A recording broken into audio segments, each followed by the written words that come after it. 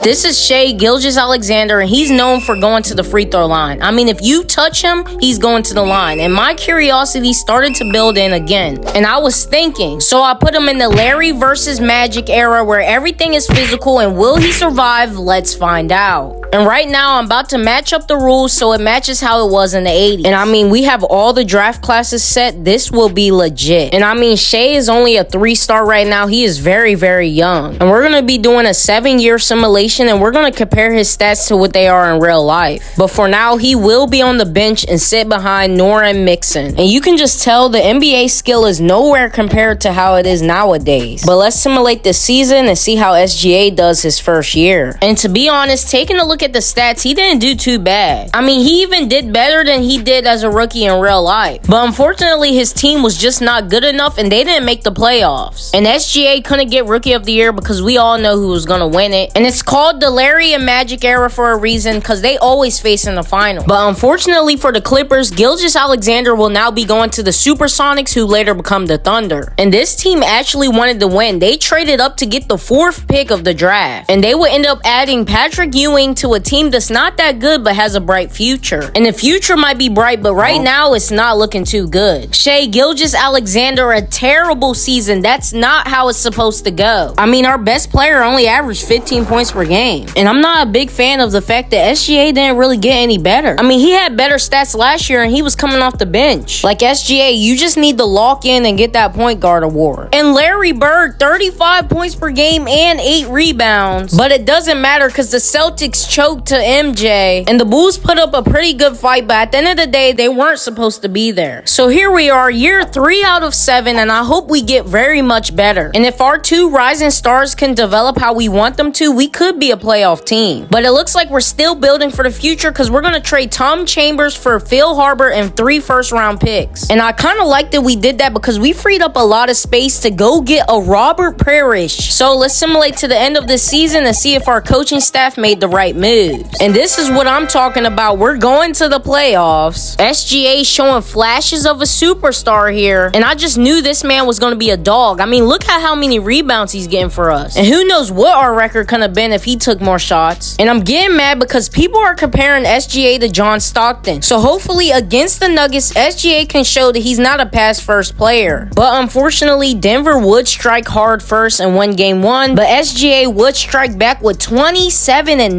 And then game 3, you already know Robert Parrish had to go off. And this could be our first playoff win here. We better lock in. Bro, I better not see SGA over here passing the ball. This is what I'm talking about, but that was a good find, though. Yo, I just noticed our team low-key got locked down defense, especially with Robert Parrish up there. See, like, why is a dude named Nat making our plays right here? Like, this should be SGA having the ball. SGA, what are you doing? Okay, they keep running the same pick and roll. We know he's gonna give it to the center. Patrick Beverly, guard up. What are you doing? For the hook, how did you miss that? Come on, we gotta lock in on defense. If we lock in on defense here, we might win. Come on, SGA, lock him up. Lock him up. Oh, no, don't try our defense. Don't try our inside. You better block him this time. Patrick Ewing with the block. SGA might be getting comfy now. Now he's trying to work a little. Work on fat liver. Work on him. Get in the midi. I like this move. It's taking a long time, but a dunk. We've officially closed out this game. We're about to get our first playoff victory. But the victory doesn't feel so nice when you realize SGA only had 6 points. But I really feel like all hope is lost because now we have to face Clyde Drexler. And I just now realized they also signed Charles Barkley. And it was getting to us because we lost game 1. But after that, SGA went on a surge, winning 3 games in a row. And I don't feel like we should be up here with the Lakers, the Celtics, and the Bulls. But we're just going to have to see if the Supersonics can prove me wrong. And yup, just like I expected, Magic had a crazy stat line and swept us. But overall, the Boston Celtics would win the chip. And speaking of statistics, SGA should have a breakout year this season. And based off the roster, if he doesn't play good, we ain't going to win games. And that's why I'm very happy that we have the 8th pick. And hopefully we could get something good. And we ended up getting Stephen Curry's dad, Del Curry. But I mean, other than this trade right here, we didn't do much else. So I'm not expecting a too too big year from this team. And yeah, kind of like expected, we don't make the playoffs. And not only did SGA get hurt, but his stats are just not looking good to me. And I wish I could get SGA out of this failing franchise, because look at this, they're benching Robert Porish. And the fact that SGA still hasn't won an award yet is scaring me, because looking at the stats every single year, all it does is remind me of failure. But we will end up getting the same old finals as usual and the same old winner. But here we are in year 5, and the salary cap is increasing a bit, and this year is going to be slightly easier to get into the playoffs. And we would use that as motivation, and we would instantly get rid of a degressing Robert Parish. And then we went and traded all this stuff to get a Sidney Markgraf, one of the best defenders of all time. And I mean, the Supersonics really did get moving this season. I mean, if SGA can't move this team, then I don't know what can. I mean, we're even the number 3 ranked team in the whole entire league. So I have very high hopes in this team, and hopefully they don't let me down. And my dreams are answered for once. We barely make the playoffs though. And SGA, 21 points per game and 5 assists. This is what I'm talking about. And he was the 5th highest scorer in the league, because back then nobody scored as much. But even though he was in the runnings, he didn't win a single award again. But at least somebody on our team won something. And I mean, if we don't make the conference finals, then this season's a fail, because we have to face the weak Mavericks. And yeah, like expected, we were able to sweep them. But now we had bigger fish to fry, because if we wanted to get to the conference finals, we had to get through the Lakers. And at first, we would lose all hope, as they would take game 1 and game 2. And don't forget, we only went to best of 5 in the 80s. But somehow SGA would save us, having 2 generational games to tie the series. And it just doesn't feel like we want to win. We might actually go home. Okay, we need them to miss a lot of shots. Oh my gosh, we got the rebound. Come on. I don't know what we got to do. And Sidney Markgraf just broke the Defensive Player of the Year's ankles. I just really don't know if we want to win. Do not let Magic cook. He's using the screen. We know what he does with the screen. He's going to the paint, the hook.